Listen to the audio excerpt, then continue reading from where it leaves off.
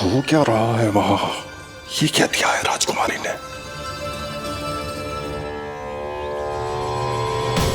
गुरुदेव, शीघ्र ही कोई मुहूर्त बता दे तो बड़ी कृपा होगी।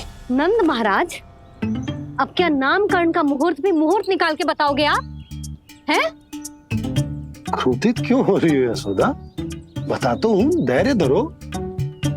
हाथ मुंह धो लिया, जल पी लिया, विश्राम कर लिया, अब कितनी प्रतीक्षा करवाओगे? हैं? मैं सब समझ रही हूँ, आप जानबूझ के मुझे सताने के लिए ना बता रहे। मैया कितनी भोली है बाबा, आप क्यों सता रहे हो उन्हें? बस बस बस, इतना भावुक होने की आवश्यकता ना है। बता तो, पंडित जी ने बताया है एक बहुत ही शुभ मुहूर्त आने वाले सप्ताह में ये है। और जानते हो जिस शुभ मुहूर्त किस दिन पड़ेगा? जिस दिन हमारा लल्ला पूरे 100 दिन का हो जाएगा। इससे अच्छा मुहूर्त तो हो ही नहीं सकता। धन्यवाद गुरुदेव।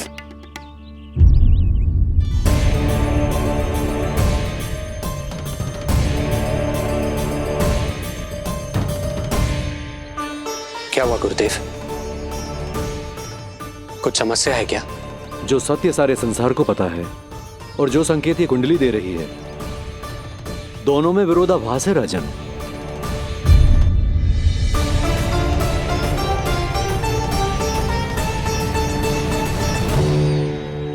मैंने कहा ना राजन, उसकी चिंता करने की आवश्यकता नहीं है।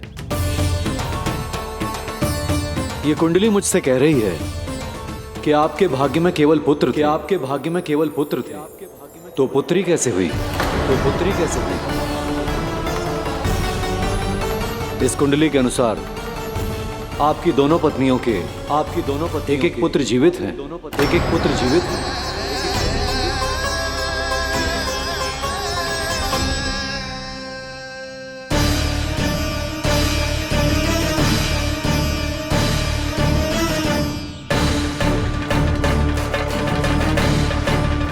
देवकी, गुरुदेव मैं कुछ कैसे? कहने की आवश्यकता नहीं है राजन, मैं जानता हूं मेरे प्रश्नों के उत्तर कहां मिलेंगे। अरे कौन से प्रश्न और कैसे उत्तर? किस बारे में बात कर रहे हैं? ये लोग जो भी बात कर रहे हैं वो मुझे सुनाई क्यों नहीं थी? सही समय की प्रतीक्षा कीजिए राजन, आपके दोनों कार्य पूर्ण होंगे।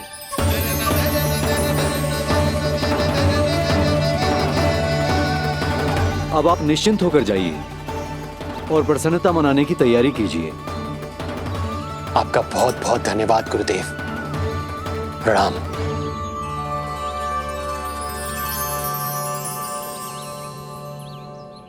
सच्ची? पहले नारायण को धन्यवाद दूं कि लल्ला को सूचना दूं?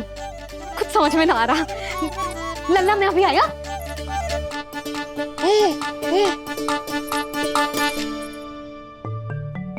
आपका बहुत बहुत धन्यवाद नारायण। अब शीघ्र ही मेरे लल्ला और उसके दाऊ को उनके नाम मिल जाएंगे, वो नाम जिससे वे पूरे संसार में पहचाने जाएंगे। अब लल्ला को बताती हूँ। लल्ला, तू जैसे ही 100 दिवस का हो जाएगा, तेरा और तेरे दाऊ का नामकरण हो जाएगा।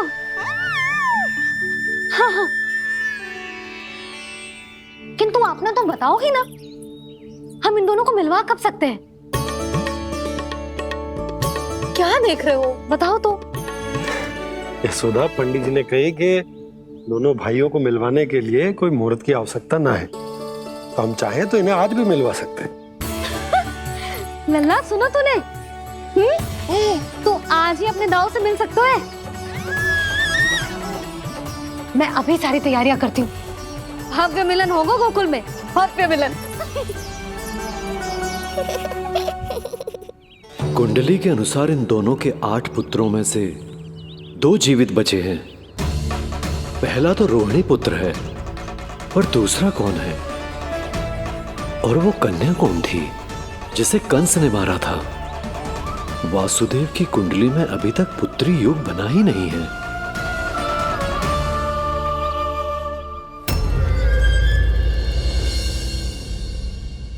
तू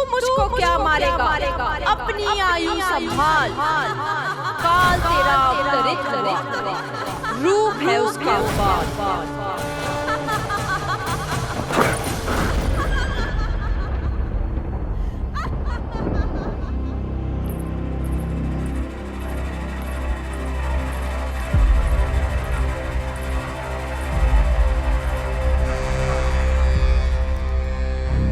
आधी रात को इस तरह से उठकर बैठे हुए हैं आप स्वामी। मैं ये तो नहीं जानती कि किस बुरे स्वप्न ने आपकी नींद छीन ली है, परंतु इतना अवश्य जानती हूं कि जो सूचना ये गुप्तचर लेकर आया है, इसे सुनकर आप रात भर सो नहीं पाएंगे।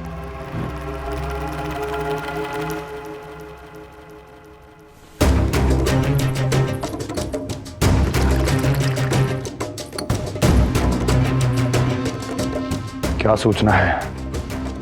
महाराज, उत्कच मारा गया, उत्कच मारा गया, उत्कच मारा गया।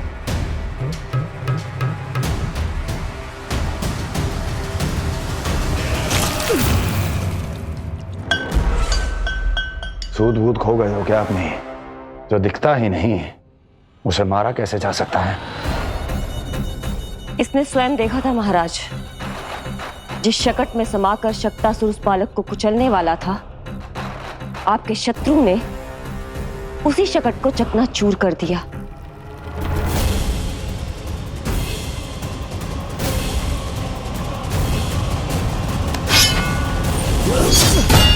महाराज क्षमा। लगता है आपके सैनिक और तलवार दोनों की धार कुंद पड़ गई है महाराज।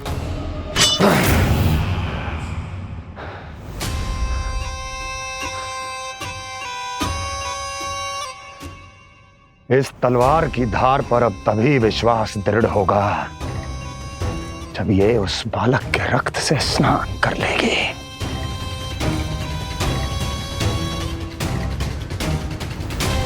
और कैसे? कैसे?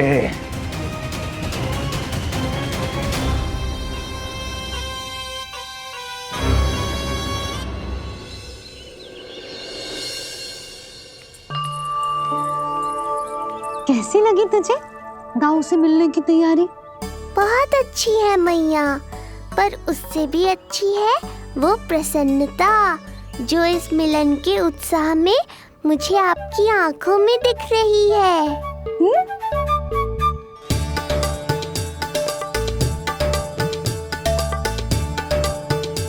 यशोदा, तुमने तो दो भाइयों के मिलन को भी त्योहार बना दिया।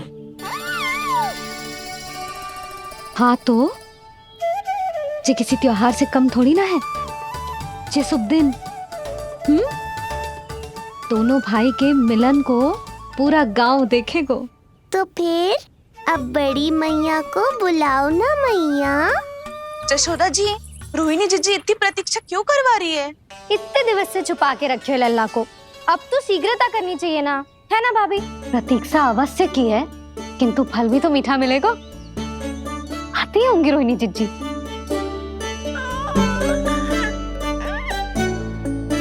जीजी, कहीं उन्होंने अपना विचार तो ना बदल दियो?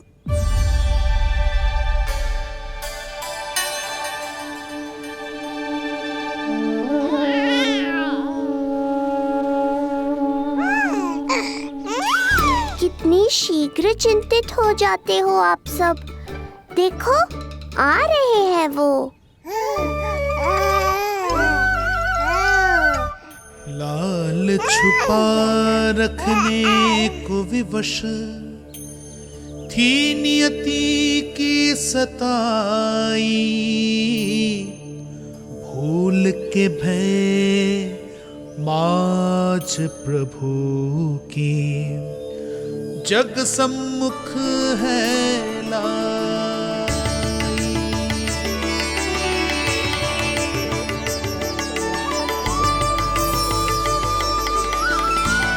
देखो तो कितनी मधुर मुस्कान है। और आंखें कैसी गंभीर और गहरी है। अरे अरे, ये तो हमारी नीलमणि की तरह सुंदर भी है। सही कह रही है तू, और कितना प्यारा भी है, और कितना बलशाली भी लग रहा है ये।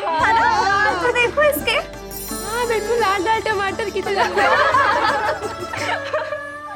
देखो तो दाऊ आए नहीं कि ये सब की सब मुझे भूल ही गई। अरे हटो सामने से, मुझे भी तो देखने दो।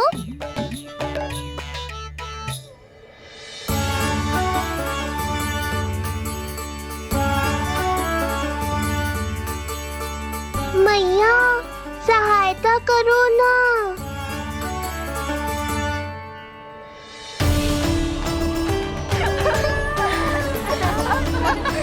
चलो हटो सब, हटो हटो हटो हटो सामने से। चलो दोनों भाइयों को एक दूसरे से मिलने तो दो।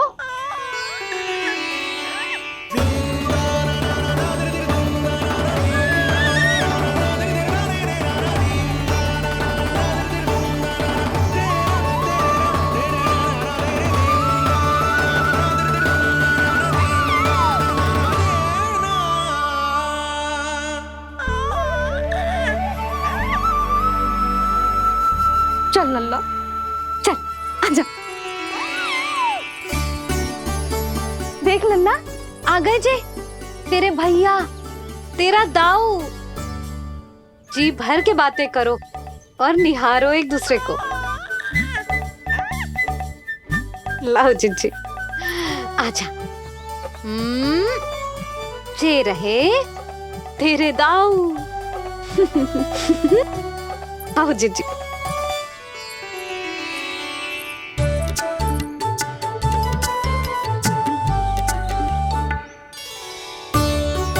स्वागत है दाऊ।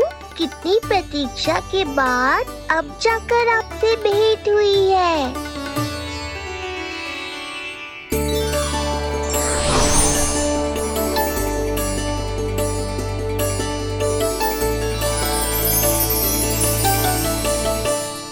क्या हुआ दाऊ, मुझे पहचान नहीं पा रहे? कितनी देर लगाओगे दाऊ? अब तो पहचान लो, छोटा भाई हूँ आपका।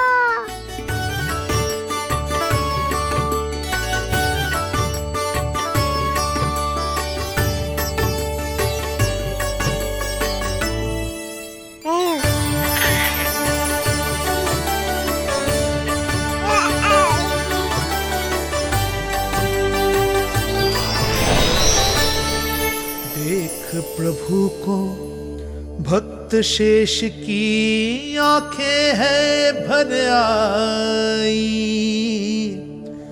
भावुक हरि भी निहारे की अब मिलन की बेल आई।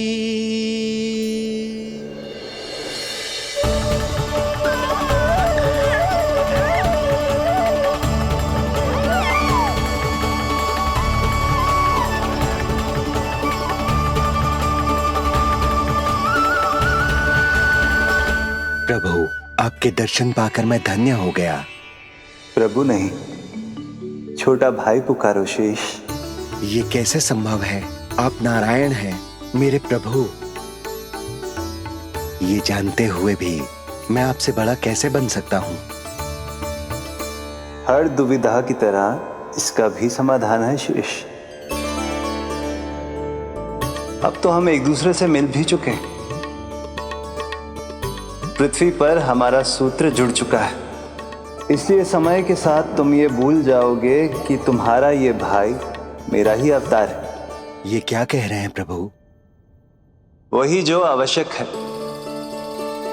नहीं तो तुम नीलमणि के बड़े भाई होने का कर्तव्य कैसे निभाओगे? कैसे डांटोगे मुझे? और बड़े होने के नाते मुझ पर अधिकार कैसे दिखाओगे?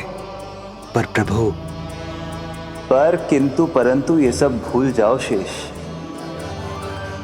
आज से इसी क्षण से मैं हूं तुम्हारा छोटा भाई और तुम मेरे ताऊ। मैं हूं तुम्हारा छोटा भाई और तुम मेरे ताऊ। नारायण नारायण दाऊ। दोनों इतने सुंदर लग रहे हैं, मेरी तो दृष्टि भी ना हट रही इससे। कहीं मेरी ही दृष्टि ना लग जाएगी।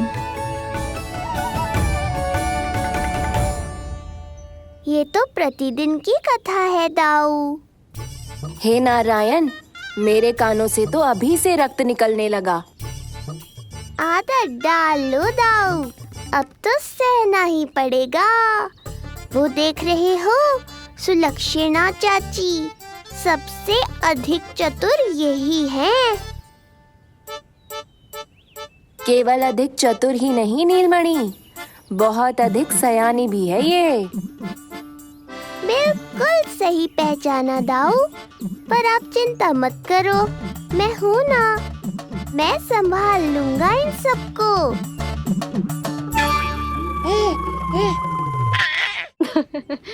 देखो तो जिज्जी, इन दोनों की दृष्टि एक दूसरे से ऐसी चिपक गई है कि अब हटने का नाम ही ना ले रही। ये सूचक है उस प्रेम के बंधन का जिसमें ये दोनों भाई आज के बाद सदा के लिए बंध जाएंगे।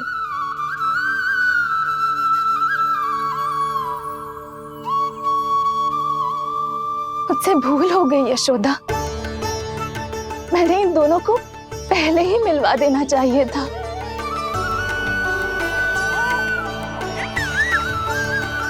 मैं कहती थी ना आपसे।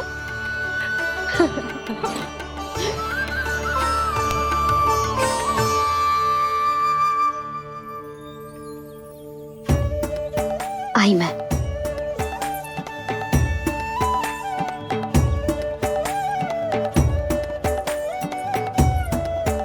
क्या सोच रहे हो ऐसे खड़े खड़े? देख रहा हूं दोनों भाइयों का ये मिलन किसी त्योहार से कम थोड़ी ना।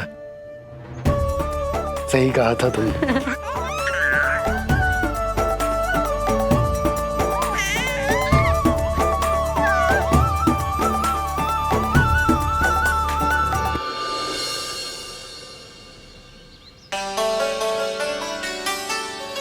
सुना ना तूने जो गोपिया क्या कह रही थी कि नीलमणि का दाऊ कितना बलशाली है।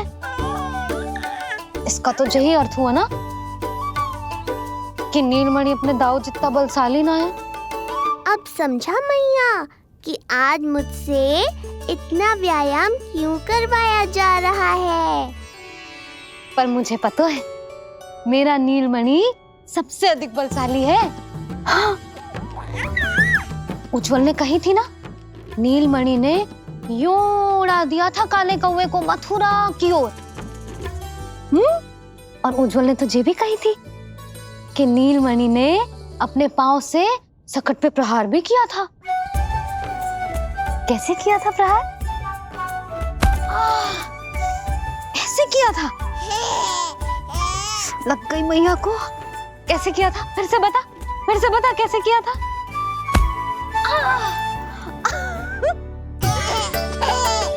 मेरे लल्ला में कितना बल है, मैया को ही धकेल दियो पीछे। अच्छा ही है कि आप उज्जवल के कहे को गंभीरता से नहीं ले रही, नहीं तो आपका ये रूप मैं कैसे देख पाता मैया। फिर से बता कैसे मारा था? कैसे मारा था?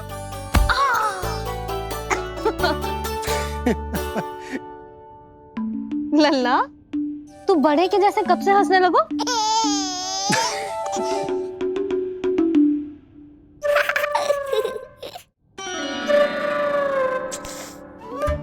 आप यहाँ क्या कर रहे हो? छुप छुप के मैया और लल्ला को खेलते हुए देखने के अतिरिक्त और कोई कार्य ना है आपके पास? कार्य तो है, पर यह अधिकार भी है कि मैं अपनी बड़ी सी पत्नी को अपने छोटे से लल्ला के साथ छोटे बालकों की तरह व्यवहार करते हुए देखूं। हाँ? अब देख लियो ना, अब जाओ अपना कार्य करो। कार्य तो कर लूंगा, परंतु मेरा पेट मुझसे कह रहा है कि इसे भूख लगी। भूख लग गई? भोजन का समय होगा। अभी लगाती हूँ भोजन।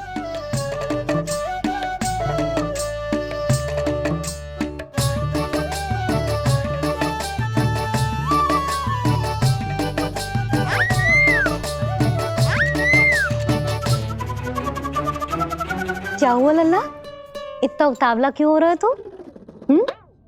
तुझे भी भूख लगी आई है क्या? सच्ची में भूख लगी आई है कि मंद मंद मुस्कुरा के मैया को बांधना चाहता है? तनिक रुक जा, तेरे बाबा को भोजन परोस के यूं गई और यूं आई। मेरा अच्छा लल्ला। आई।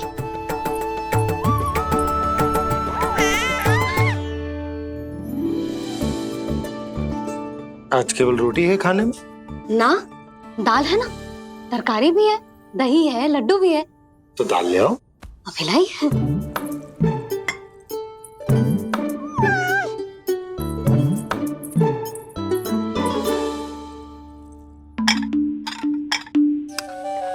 अवश्य भूख ही लगी होगी उसे। यशोदा, दही नहीं दाल। क्षमा करना, भूल हो गई।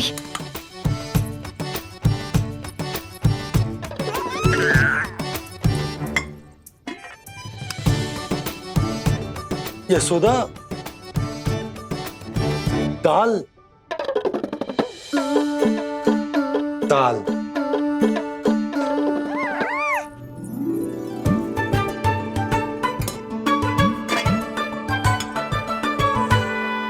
अब ऐसे क्या देख रहे हो? बोला ना भूल हो गई। सब मिला के खा लो, पेट में तो मिलना ही है। थोड़े चावल मिलेंगे? हाँ मिलेंगे, अवश्य मिलेंगे।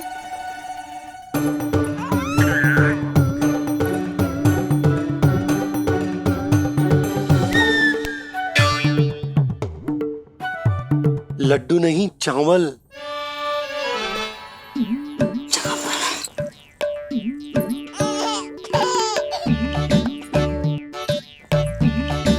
हंस क्या रहे हो जी?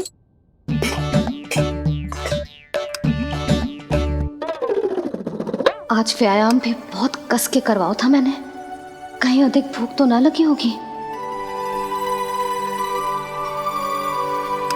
सच्ची यशोदा, बिल्कुल ना बदली तू।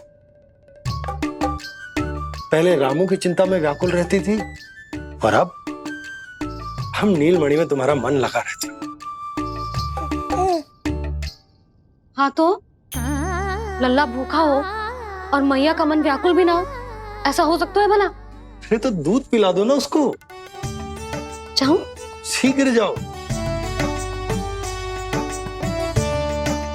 किंतु आप तो खा रहे हो ना पतिदेव। वही तो यशोदा, मैं खा रहा हूं, किंतु वो भूखो है। जाओ। ठीक है। यहाँ थी तो लल्ला की भूख के लिए चिंतित थी, अब वहां जाएगी तो पक्का मेरे भोजन के बारे में चिंता करेगी। कहीं आधी ही भूख में ना उठ जाए तेरे बाबा, उन्हें कुछ और चाहिए होगा तो?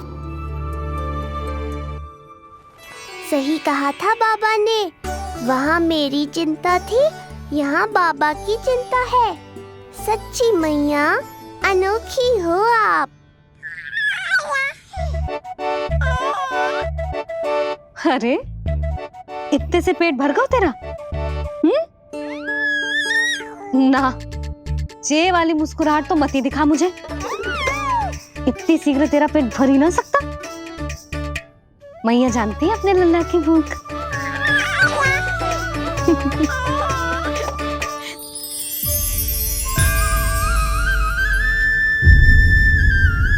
ये क्या है लल्ला? ये क्या था तेरे मुंह में, दिखा। ओहो, मैं तो भूल ही गया था कि मेरे भीतर ही तो सारी सृष्टि समाई हुई है। मैया ने उसकी झलक देख ली, अब क्या होगा? क्या हुआ यशोदा? सुनो जी, हमारे लल्ला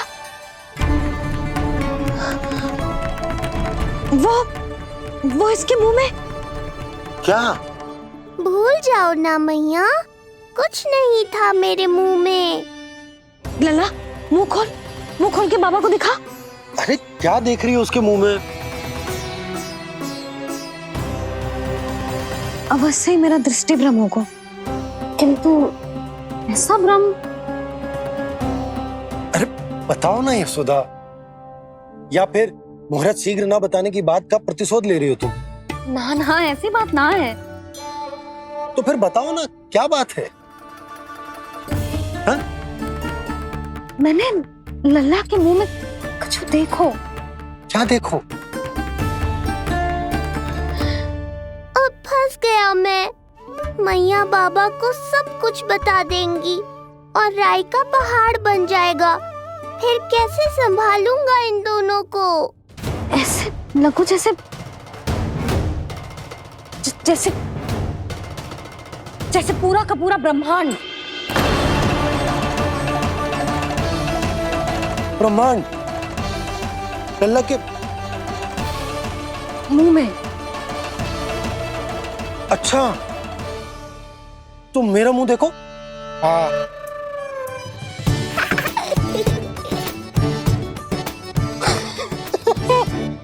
ब्रह्मा। यशोदा, मुझे पता था आप मेरा उपहास उड़ाओगे। अरे नहीं नहीं नहीं, तुम देखो तो सही।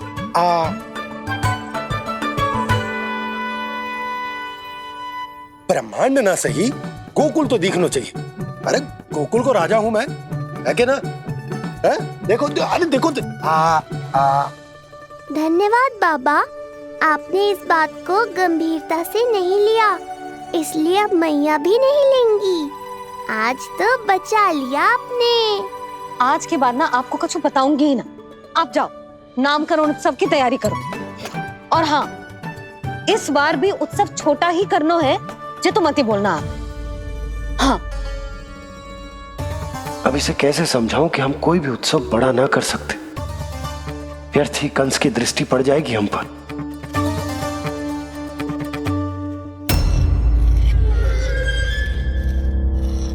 लगता है आपके सैनिक और तलवार दोनों की धार कुंद पड़ गई है महाराज। महाराज, मुझे भय था कि कहीं ऋषि गर्ग मुझे श्राप ना दे दे।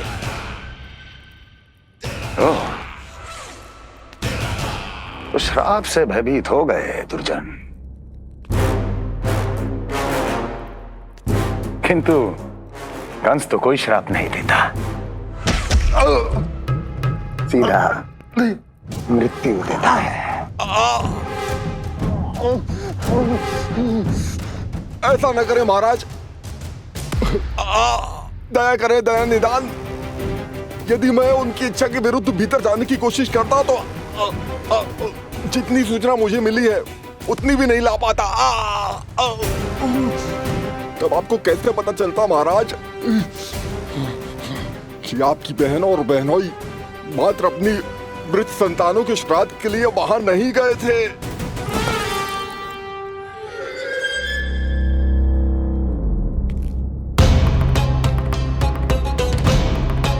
आगे बोलो। पूरी तरह तो नहीं सुन पाया महाराज, किंतु मैंने स्वयं अपने नेत्रों से देखा है महाराज। राजकुमारी देवकी ने ऋषि गर्ग के हाथ में कुछ दिया था। ये सत्य है महाराज, और ऋषि गर्ग ने उन दोनों को वचन भी दिया था। सही समय की प्रतीक्षा कीजिए राजन, आपके दोनों कार्य पूर्ण होंगे। महाराज, मैं आपका सबसे विश्वसनीय सेवक हूं। आपके हर आदेश का पालन करना मेरा अधिकार है, और मैंने अपने अधिकारों का पालन किया भी है महाराज। किंतु फिर भी यदि मेरी ओर से कोई भूल हुई हो, मुझे क्षमा करे दया निदान, मुझे क्षमा करे। इसका अर्थ है कि उत्कच सही कह रहा था। वो दोनों अवश्य ही कोई ना कोई षड्यंत्र रच रहे हैं मेरे विरुद्ध। समय आ गया है, अब मुझे किसी ऐसे की खोज करनी होगी जो उतना ही शक्तिशाली हो जितनी की मेरी ये तलवार।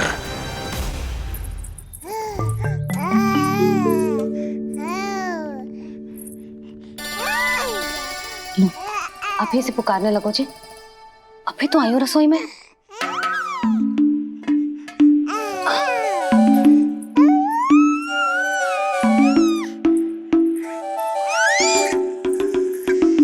शीघ्र ही तुझे भी अपने बाबा का हाथ बटाना पड़ेगा, समझ रहे हो ना?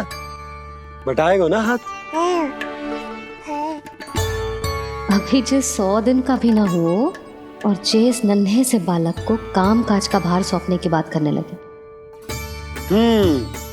काम का नाम सुनते ही मुख से स्वर ना निकल रहे तेरे। अभी तो बड़ा ऊ कर रहा था। बता, हाथ बटाएगो के ना? अरे बता ना।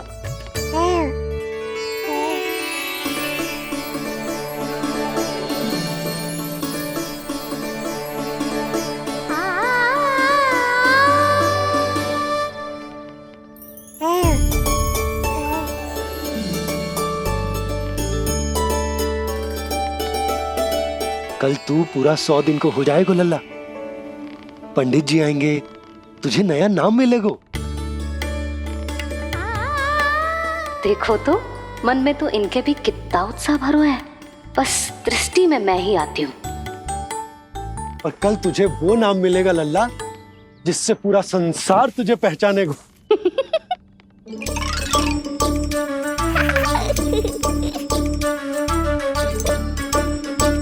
अब लल्ला, कितना कार्य शेष है और तूने मुझे बातों में लगा लियो। मुझे क्यों फंसा रहे हो बाबा? छुपाने की कोई आवश्यकता ना है। जितनी उत्साहित मैं हूँ उतने ही उत्साहित आप भी हो इसके नामकरण को लेके, पता है मुझे।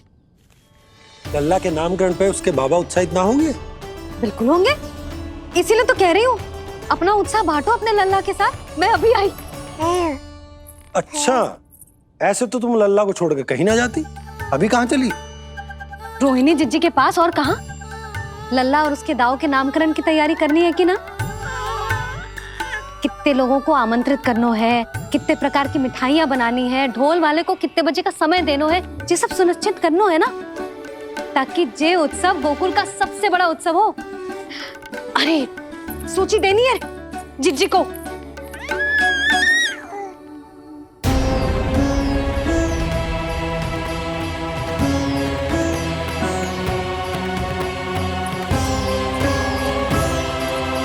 सबकी कोई आवश्यकता ना है। आवश्यकता ना है मतलब? कहना क्या चाहते हो आप? मैं ये कहना चाहता हूं कि यशोदा, सत्य तो ये है कि हमें दुख में ना अत्यधिक दुखी होना चाहिए और ना सुख में अत्यधिक उत्साहित। प्रसन्नता कितने भी क्यों ना, हमें उत्सव संयम से ही मनाना चाहिए। इतने वर्ष संयम ही तो रखा था ना नंद जी। ये समय संयम का ना आनंद से बावले हो जाने का है। यशोदा, हम आयोजन छोटा ही करेंगे। मैं कुछ सोच समझ कर ही तो कह रहा हूं। पर क्यों? मुझे भी तो समझाओ। हर बात समझाने की ना होती है यशोदा। अच्छा, पति पत्नी में भेद हो तो है? ठीक, मैं कोई भेद ना रखूं। जो भी अब तक मैंने तुम्हें ना बताया है वो सब बताऊं। ओहो, क्या कर रहे हो बाबा? कंस के बारे में कुछ बता मत देना मैया को। वो मंगला है ना, उसने आज शाम को ही बछड़ा दियो और भाद्रपद का मास लगभग बीतने को ही है, तो धीरे धीरे शरद ऋतु आ जाएगी, दूध की हानि भी कम हो जाएगी। हाँ? और वो सरजू है ना, उसको बैद जी ने पूरे पखवाड़े का विश्राम के लिए कहा है। क्यों? क्योंकि वो ठाट से गिर गए थे और गिरते समय उसे भीतरी चोट लग गई थी। अरे बस बस बस, ये सब मुझे क्यों बता रहे हो? इसका नामकरण से क्या संबंध? तुम्ही ने तो कही ना कि पति पत्नी के बीच में कोई भेद ना होता। तो मुझे जो भी बात पता है मैं तुम्हें बताऊंगा। कितनी समझदारी से बात बदल देते हो आप, और भोली भाली मैं आपकी बातों में आ जाती हूँ और इस सब में असली बात तो रह ही जाती है। किंतु आज बात मेरे लल्ला की है। उत्सव तो विशाल ही होगा और इस बारे में कछु और ना सुनूंगी मैं। आप लल्ला का ध्यान रखो, मैं जा रही हूँ रोहिणी जीजी के पास। यशोदा,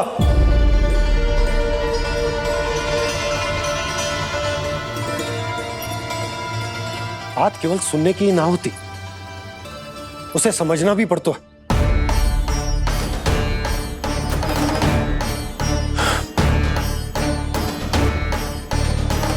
विश्वास है ना मुझ पर? मैं कुछ सोच समझकर ही कर रहा हूं ना। उत्सव तो छोटा ही होगा।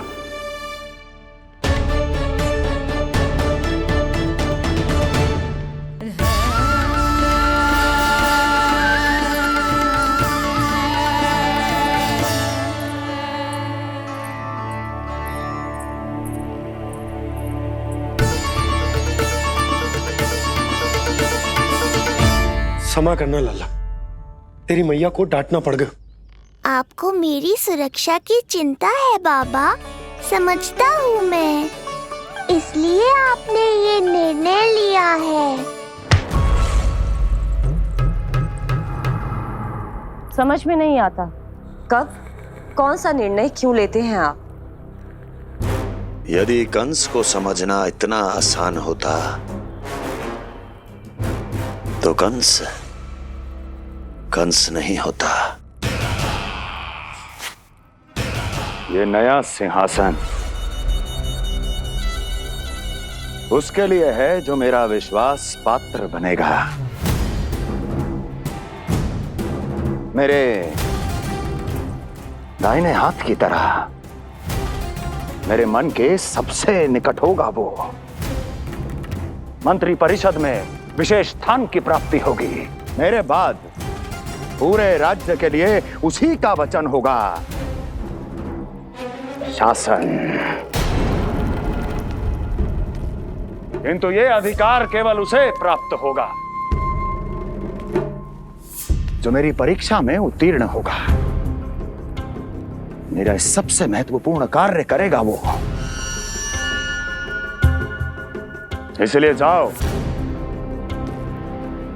कह दो सभी बाहुबलियों को, महाबलियों को, दैत्यों को, दानवों को, प्रेतों को, पिशाचों को, सभी को यह सूचना दे दो ना ना ना ना,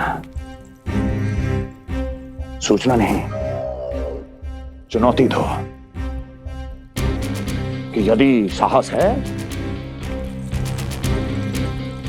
तो आए, मेरी परीक्षा में उत्तीर्ण हो और इस सिंहासन पर बैठने का अधिकार प्राप्त कर ले। जाओ। और हां, ये अवश्य कहना कि केवल वही आए जिनके हृदय में साहस का ज्वालामुखी धधकता हो, जिनकी तलवारें पर्वतों का सीना चीरने को व्याकुल हो, जिनकी संकल्प शक्ति इतनी दृढ़ हो कि मृत्यु से टक्कर ले लें। कायर नहीं चाहिए मुझे। जाओ। महाराज, आप जिसे भी ये विशेष पद देंगे, भविष्य में यदि वही हमारे शीश पर बैठ गया तो क्या करेंगे आप? पहले ऐसा कोई योद्धा सामने तो आए अस्ति, जो उस विष्णु के अवतार का संहार कर सके।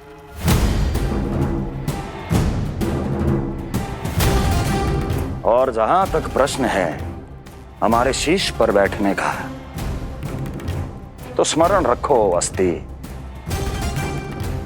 कंस को अच्छी तरह आता है ऐसे दुस्साहसियों को बीच दरबार में खड़ा करके अपनी उंगलियों के संकेत पर नृत्य करवाना। ता दीर्घ ता। और अपना कार्य सिद्ध होने के बाद उनके तन से उनके शीश को उतारना। कंस को भलीभांति आता है।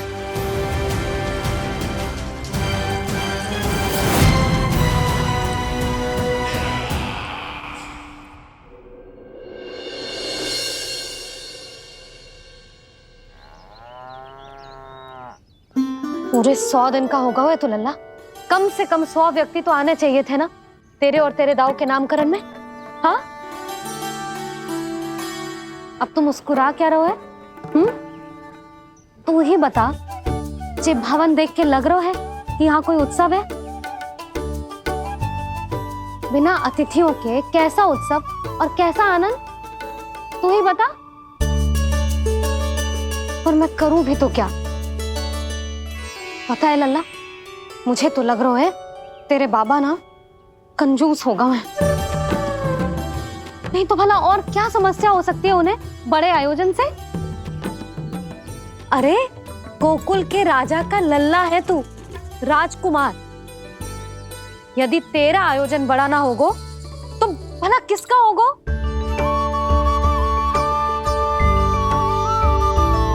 मेरी भूल है, मैं भोली हूं, इसीलिए व्यर्थ में तेरे बाबा की बातों में आ गई। मैं भोली हूं ना, व्यर्थ में उनका कहा मान गई। किंतु अब ना मैं कोई मांग रखूंगी, ना मैं उनसे बात करूंगी। और कहे देती हूँ लल्ला, सावधान जो इस बार तू बीच में आया तो। हाँ नहीं तो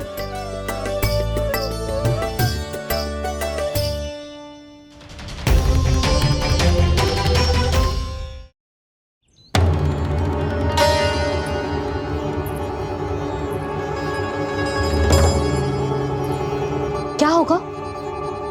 हाँ, सब ठीक तो है ना?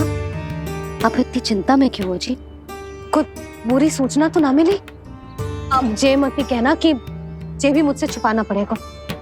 जो भी है मुझे बताओ। पंडित सदानंद जी महाराज वो नामकरण के लिए ना आ सके। उनकी बिटिया के पांव भारी, उसे लिवाने वो समझाने गए। ये तो शुभ समाचार है।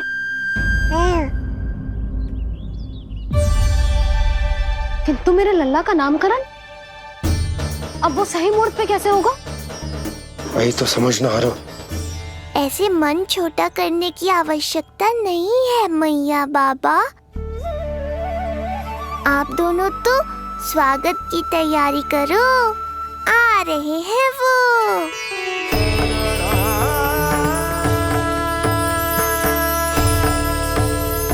लो, आ गए वो जिनकी मुझे प्रतीक्षा थी। आप दोनों व्यर्थ ही चिंता कर रहे थे।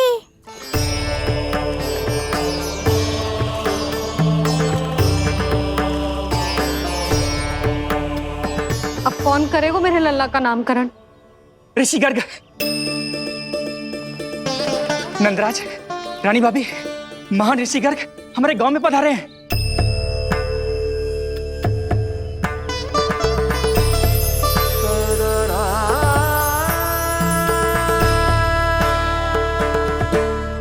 ऋषि गर्ग गोकुल में? हाँ नंदराज, और कह रहे थे उन्हें यादव राज वासुदेव जी ने भेजो है रानी जी के पास। अरे तो तुम लोग खड़े खड़े क्या देख रहे हो? जाओ उनके सत्कार की तैयारी करो। जी यशोदा, उनके स्वागत की तैयारी करो। सुनो जी, वो तो यादवों के कुलगुरु है ना, रोहिणी जीजी के यहाँ आए, हमारे यहाँ आएंगे। आप देखती जाओ मैया, वो सीधे हमारे घर ही आएंगे।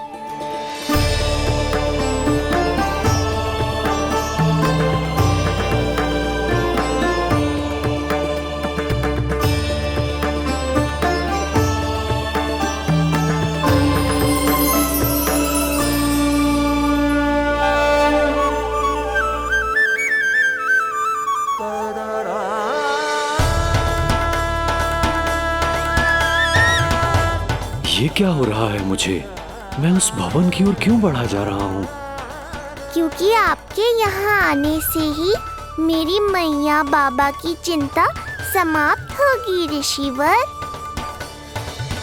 ये बात तो मैं न जानता, परंतु मुझे जाकर उनको स्वागत करना चाहिए।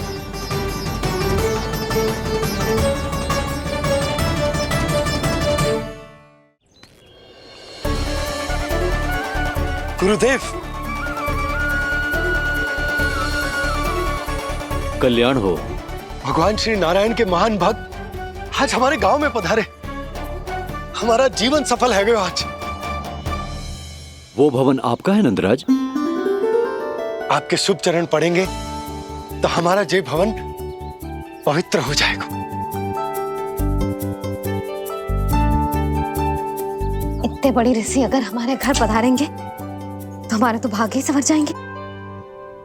मैया आपके दर्शन को तरस रही है ऋषिवर। संकोच मत कीजिए, अब आ भी जाइए। पधारिए गुरुदेव। न जाने क्यों मेरे पांव अपने आप ही आपकी भवन की तरफ जाने को व्याकुल है नंदराज। पधारिए गुरुदेव, आइए।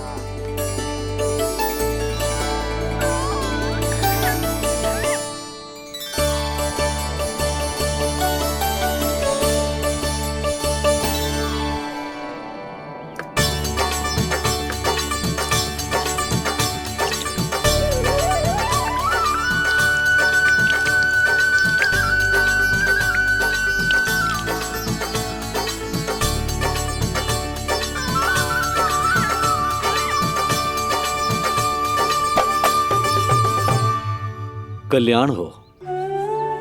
पधारिए।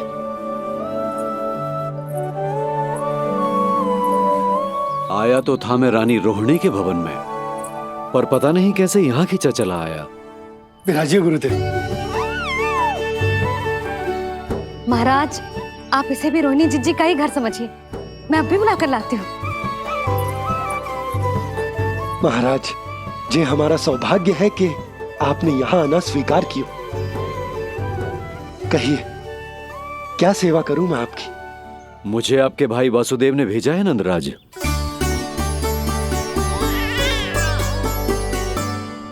प्रणाम गुरुदेव। स्वामी जी ने आपसे इतनी दूर आने का आग्रह किया है, अवश्य ही कोई बड़ा कारण होगा। कारण तो है, आपके पुत्र का नामकरण करने आया हूं मैं यहाँ।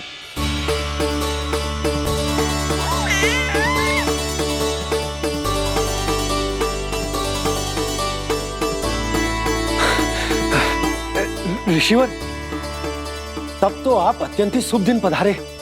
आज का ही मुहूर्त निकलो है भाभी के लल्ला और हमारे लल्ला के नामकरण के लिए।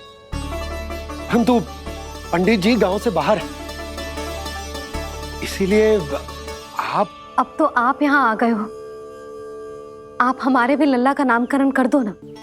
पुत्री, ये क्या कह रही हो तुम? विनती कर रही हूँ, और मेरी जे आग्रह अस्वीकार मत ही करो। आप दोनों भाइयों का नामकरण एक साथ हो जाएगा।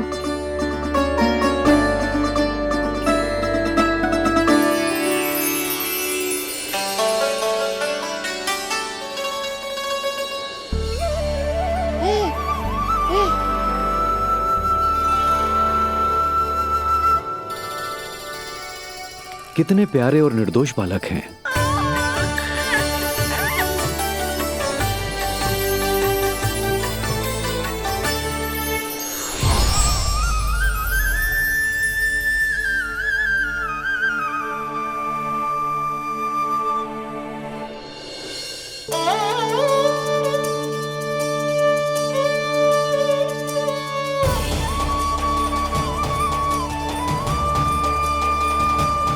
इन दोनों को देखकर गुरुदेव की आंखों में आंसू क्यों आ गए?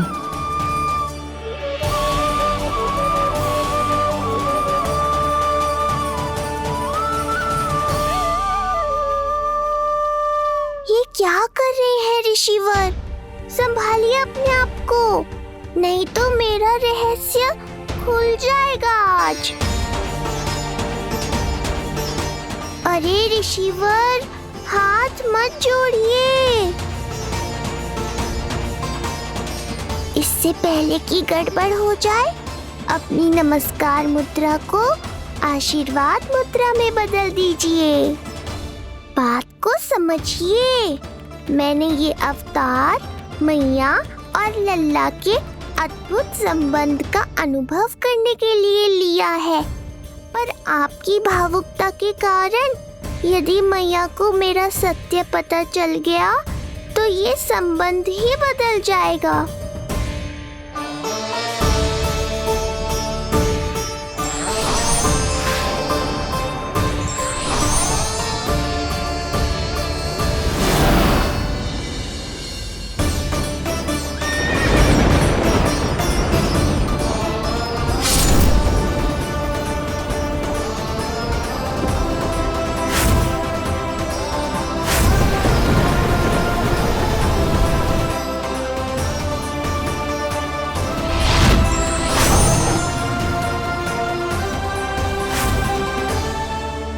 अब आप सब कुछ जान चुके हैं ऋषिवर, इसलिए अब मेरे सामने हाथ जोड़कर मेरे सत्य को उजागर मत कीजिए। अपने शिष्य वसुदेव के पुत्र के रूप में मुझे आशीर्वाद दीजिए।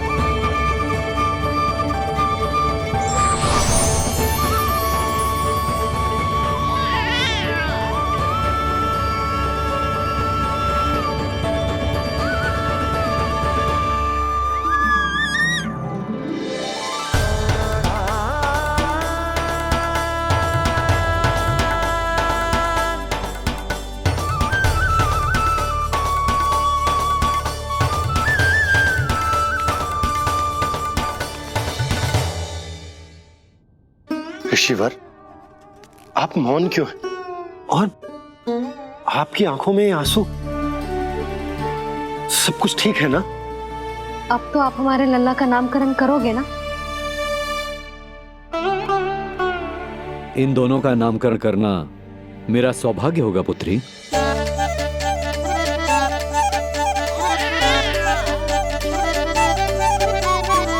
परंतु ये गोपनीय रूप से करना होगा।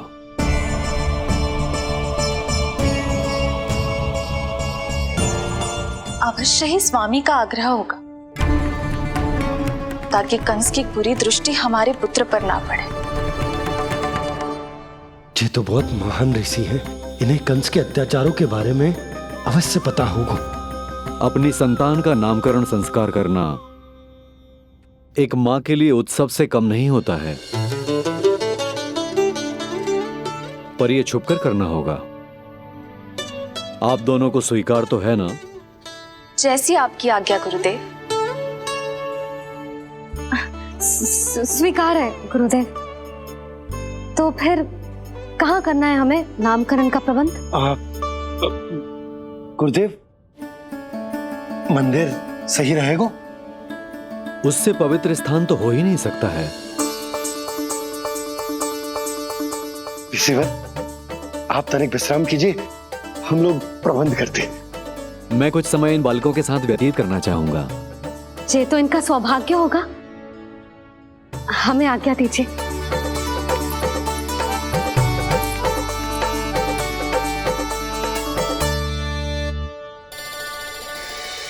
प्रभु, स्वयं भगवान होकर भी आपको बंदी गृह में जन्म लेना पड़ा।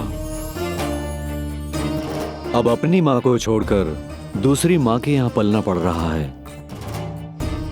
जब से गोकुल आए हैं, छुप छुप कर रहना पड़ रहा है। इतनी नन्ही सी अवस्था में दुष्ट कंस के कितने ही आक्रमणों का सामना कर चुके हैं आप। और जिस उत्सव में सभी सप्तऋषियों और सभी देवी देवताओं को साक्षी बनकर आना चाहिए, उस नामकरण उत्सव को यहां एकांत में करना पड़ रहा है। क्यों प्रभु, इतने कष्टों को सहकर ये अवतार क्यों लिया है आपने? दुष्टों का नाश करने के लिए, धर्म की स्थापना करने के लिए और सबसे अधिक मैया की ममता का अनुभव करने के लिए। पर इसके लिए इतने कष्ट? मानव जीवन लिया है तो कष्ट तो उठाने ही पड़ेंगे ऋषिवर। मानव जीवन की आंच जला रही है, फिर भी आप मुस्कुरा रहे हैं प्रभु। ये कैसा अनोखा अवतार है? आंच में जलकर भी यदि मैं नहीं मुस्कुराऊंगा तो अपने भक्तों को क्या शिक्षा दूंगा मैं? आज एक कंस का प्रकोप है, भविष्य में सहस्रों कंस होंगे और आने वाले युगों में होंगे अनगिनत कंस। उस समय मेरे भक्तों को पता होना चाहिए कि अपने कष्टों को कैसे सहना है और धर्म के पथ पर अडिग कैसे रहना है।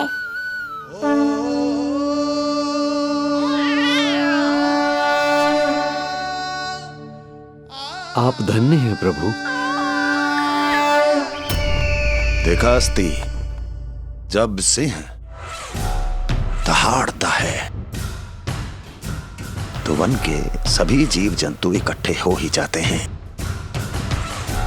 वो सब जो मेरा विश्वास पात्र होने का अधिकार और ये सिंहासन पाना चाहते हैं, सामने आए।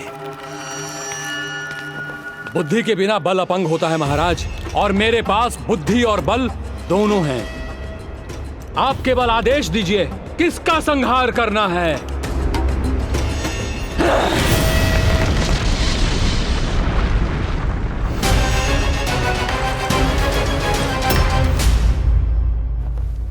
सारी तैयारी हो गई। बोलो। आप गुरुदेव को बुला लो, मैं रोहिणी जीजी और बालकों को ले आती हूँ। यशोदा, तुम रुष्ट तो ना हो ना मुझसे? मैं भला रुष्ट क्यों होने लगी? नहीं, तुम जो उत्सव बड़े धूमधाम से करना चाहती थी और बहुत प्रसन्न हूँ मैं कि हमारे लल्ला का नामकरण स्वयं ऋषि गर्ग पूरे विधि विधान से कर रहे हैं। मैं समझ गई, उत्सव बड़ा हो या ना हो, प्रसन्नता बड़ी होनी चाहिए।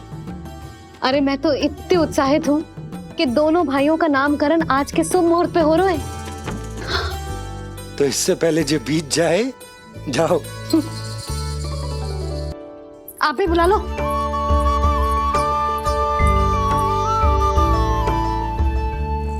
यहाँ सब के सब एक से बढ़कर एक है, तो फिर अपने कार्य के लिए किसका चुनाव सबसे पहले करूं? मेरा सामर्थ्य तो आपने अभी तक देखा ही नहीं महाराज। चुटकी बजाकर शत्रुओं का विनाश कर सकता हूं मैं।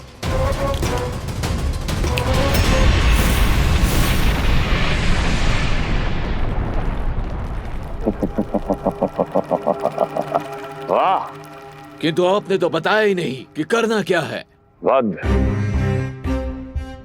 करना है, एक नवजात बालक का वध।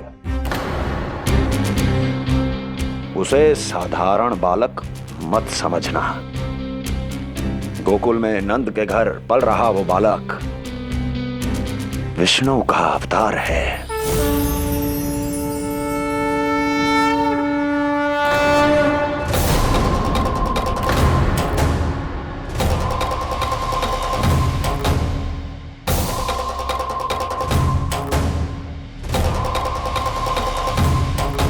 क्या हुआ? इतना सन्नाटा क्यों छा गया? क्षमा कीजिए महाराज, पर मैं नन्हे बालकों के साथ हिंसा नहीं करता। कृष्ण अवतार बड़ा छलिया है महाराज, मैं उसका मुख भी नहीं देखना चाहता।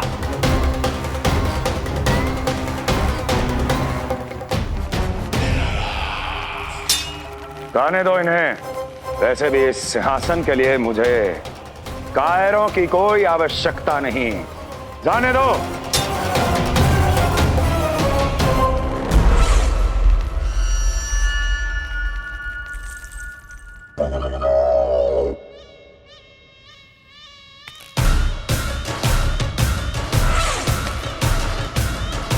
दुर्जन, क्या कहा था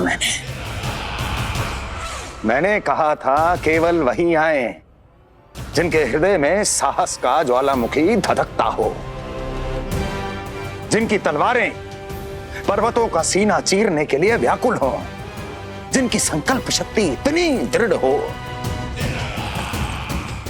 कि वो मृत्यु से टक्कर ले जाए। वही होगा इस सिंहासन का असली अधिकारी। महाराज,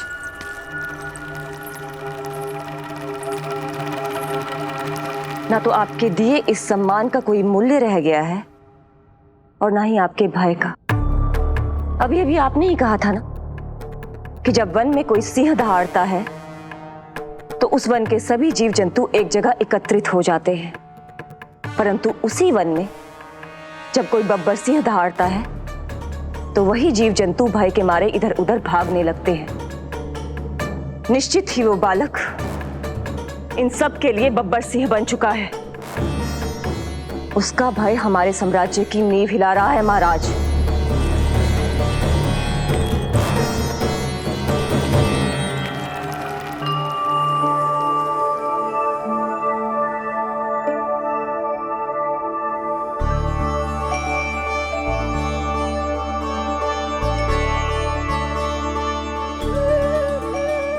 हे नारायण, मेरा मार्गदर्शन कीजिए।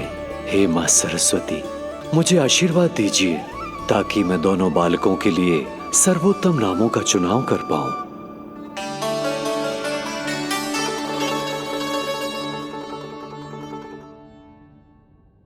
आपके पुत्र को बड़े भाई के कर्तव्य का निर्वाह करना है और इस दायित्व को प्रभु श्री राम से अच्छा किसने निभाया है?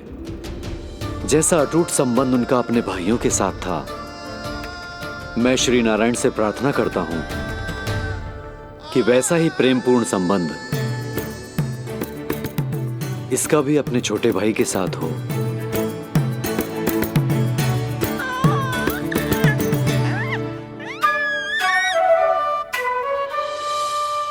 इसीलिए इसका नाम राम हो, इसीलिए इसका नाम राम, इसीलिए इसका नाम राम।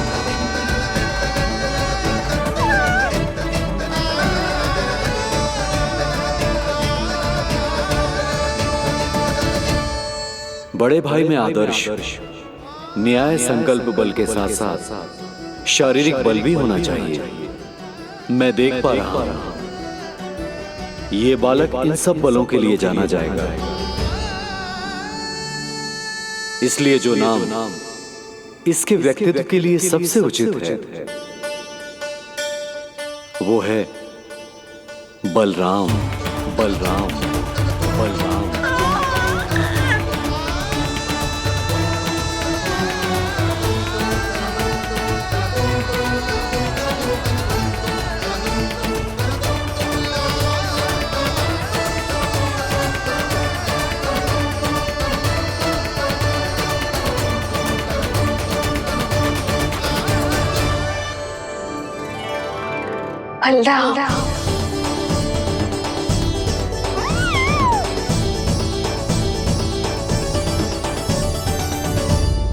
तो फिर उसका नाम बल राम रखना। कैसा अद्भुत संयोग है रिसीवर। जब इसके जन्म की सूचना देने मैं वसुदेव भैया के पास मथुरा गया था, तब उन्होंने भी यही नाम रखा था, बलराम। ये संयोग नहीं, नारायण की इच्छा है नंदराज। बलराम से अधिक उपयुक्त नाम इस बलराम के लिए कुछ और हो ही नहीं सकता है। पर मैं तो दाऊ कहकर ही बुलाऊंगा इन्हें, बलदाऊ।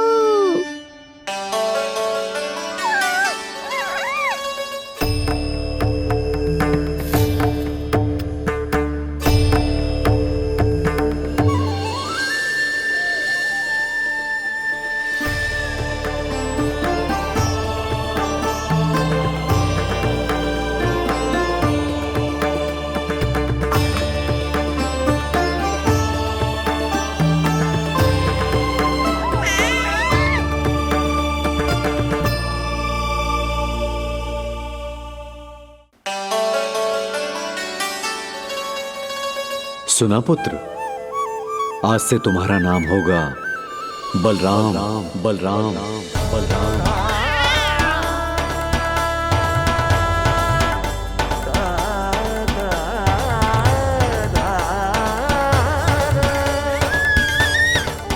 गुरुदेव, कितना अद्भुत नाम दिया है आपने इसे। अब मेरे लल्ला को भी ऐसा ही कोई उत्तम सा नाम दे दो।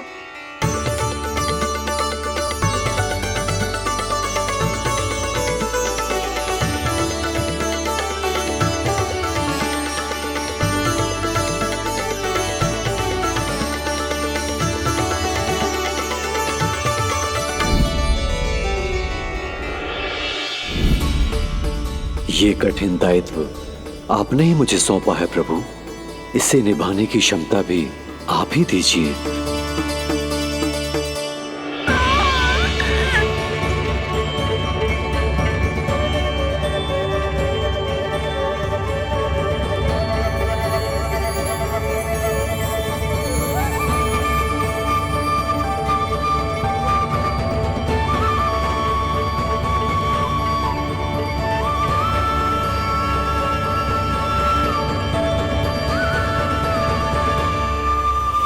कृष्ण कृष्ण कृष्ण कृष्ण कृष्ण कृष्ण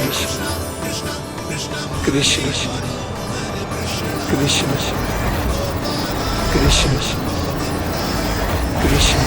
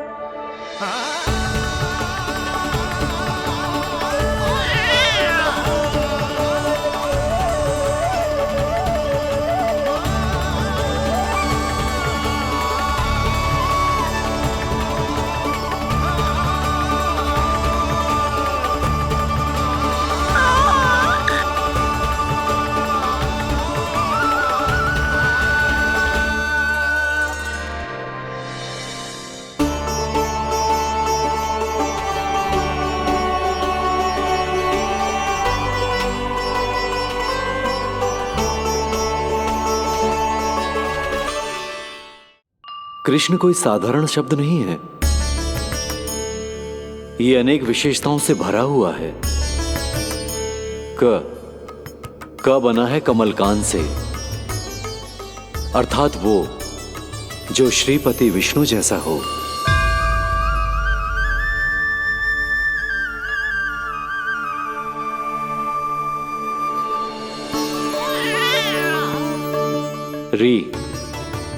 री की उत्पत्ति हुई है श्री राम से, अर्थात वो जो सबके हृदय में बस जाए।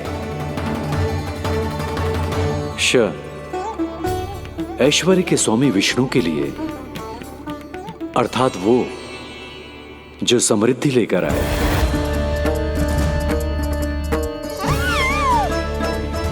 और ना है नरसिंह के लिए, अर्थात वो जो रक्षा करे। और अंत में आकार की मात्रा सूचक है अग्निदेव का, अर्थात वो जो स्वयं तप कर सबको पवित्र कर दे।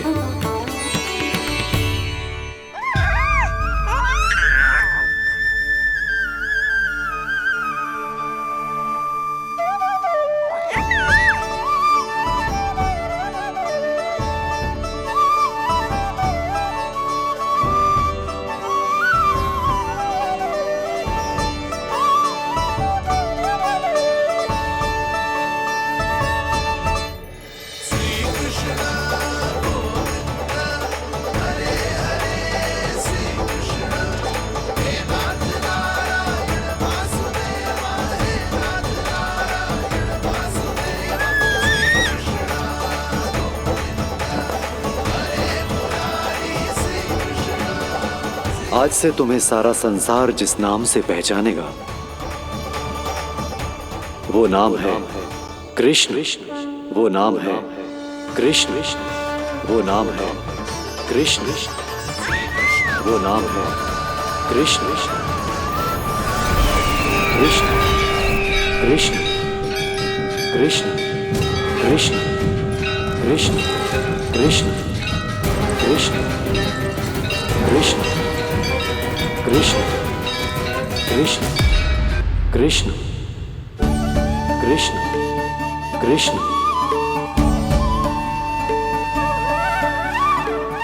यशोमती मैया के नंद लाला, यशोमती मैया के नंद लाला।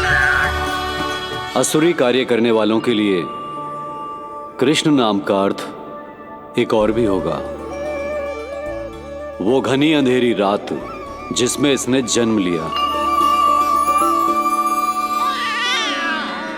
पर इससे जो प्रेम करते हैं उन सभी के लिए कृष्ण नाम का अर्थ होगा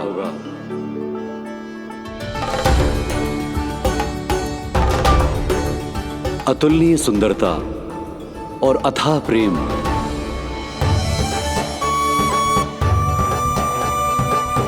इन दोनों विशेषताओं का साक्षात स्वरूप होगा ये कृष्ण।